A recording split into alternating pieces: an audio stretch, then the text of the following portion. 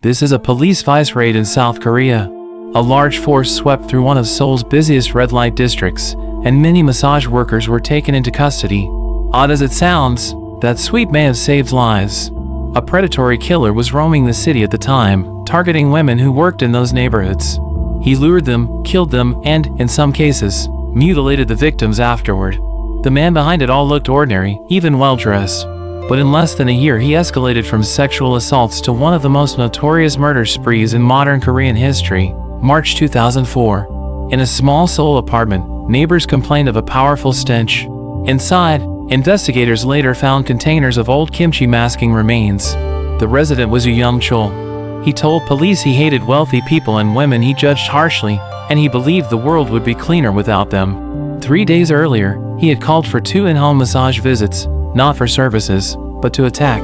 When the victims let their guard down, he struck from behind with a hammer. Afterward, he convinced himself he'd purged the world of 2 more bad people. Moving bodies was difficult, and he was clumsy at first. Scenes were chaotic and bloody, and the odor was impossible to hide.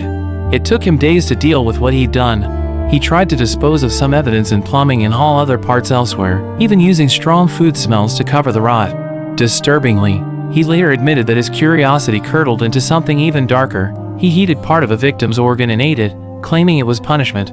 This was not a one-off impulse, it was an escalation. Obsessed with doing better and avoiding detection, he studied anatomy and the locations of joints and bones.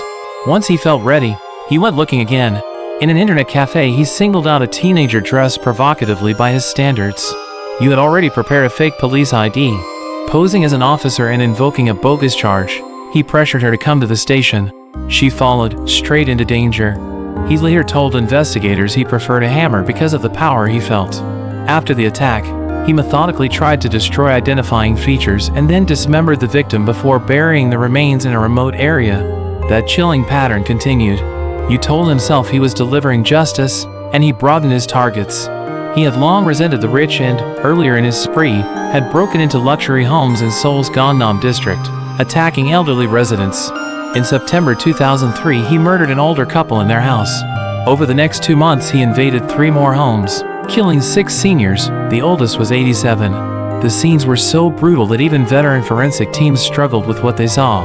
By late November, the break-ins stopped, not because of remorse, but because you believed he had fallen in love with a woman who did sex work. For a brief period he settled, even proposing marriage. It wasn't the first time. At 21 he had married a massage worker. They had a child. Over the next decade, though, he was arrested repeatedly for theft and sexual offenses, spending 7 years behind bars. After another attack on a minor, his wife divorced him and took their child. He nursed grudges and blamed everyone but himself. Wealthy people, he said, lived easily, while he suffered. Women he encountered, he claimed, were hypocrites. When the woman he proposed to in 2003 mocked him and turned him down, his humiliation hardened into rage. He decided he would get his dignity back by attacking the kind of women he now collectively despised. Between March and July 2004, he lured and killed 11 more women who worked as in-home massage providers, telling himself he was a vigilante cleansing the city. In reality, he was a serial murderer preying on the vulnerable. His arrest was almost absurd. On July 15, 2004, he called the same massage business he'd used before. 3 of their workers had gone out on calls and never returned. The owner, alarmed, phoned the police and arranged a sting at Yu's chosen meeting spot. When Yu arrived, officers moved in and grabbed him. No one yet knew who he really was. They thought they had a kidnapper, possibly a trafficker. In the interrogation room, before questioning even began, Yu collapsed in a seizure. He had epilepsy since childhood, and the stress of the arrest set it off. Officers hurried to get medical help, and when they came back, the chair was empty. Yu had slipped out and fled. The escape was humiliating for the precinct. Every available officer was called in, and roadblocks sprang up across central Seoul. Before dawn the next day, police rearrested him near the red light district.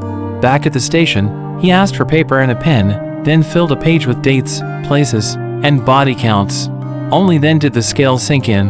The missing workers weren't missing. They were dead. With Yu in custody, investigators searched the mountain burial sites he led them to and recovered remains that could be matched to multiple victims. Forensics teams sorted what they found by body region and logged each set carefully. Other units processed Yu's apartment. Under forensic spray and ultraviolet light, the bathroom glowed with telltale traces, spatters running down walls, pooling on the floor, even flecks on the ceiling, evidence of repeated, violent crime. Many seasoned technicians fought nausea at the sight and smell. A year after his arrest, in June 2005, Young-chul was convicted of multiple counts of murder and sentenced to death. South Korea, however, has observed an execution moratorium since 1998 and has not carried out capital punishment in decades. On paper, he received the maximum penalty. In practice, he remains incarcerated as a condemned prisoner. People sometimes ask the counterfactuals: if the woman he proposed to had accepted, would the killings have stopped? Almost certainly not. His first marriage didn't stop his crimes. His resentment ran deep, and his violence escalated over years. This wasn't about one rejection. It was about a man who externalized blame, dehumanized his targets, and reveled in domination. There are systemic lessons, too. One reason the sting worked was that the brothel owner had a line to police, part of an uneasy, informal arrangement common in certain districts at the time. Workers in the underground economy are especially vulnerable. When they vanish, it often takes longer for anyone to report it, believe it, and investigate it. In this case, a business owner's alarm helped crack the case. But the broader risk remains. Predators exploit stigma and silence. In the end, the numbers are stark. In under a year, you murdered 19 people, 8 in wealthy neighborhoods, 11 more after turning his focus to women he demonized. He justified it with a twisted logic of grievance and purity. Courts rejected that fantasy.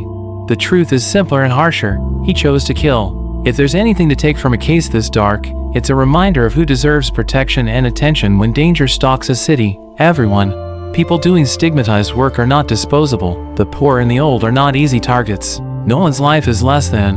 The raid footage that opened this story may look like just another vice sweep, but inside that operation, informants, fearful bosses, and wary officers were sharing information because something worse was happening in the shadows. That cooperation, and a bit of luck, stopped a predator who believed the rules didn't apply to him. Thank you for watching and listening. If you found this deep dive useful, consider sharing it. Awareness saves lives. Stay safe, and I'll see you in the next one.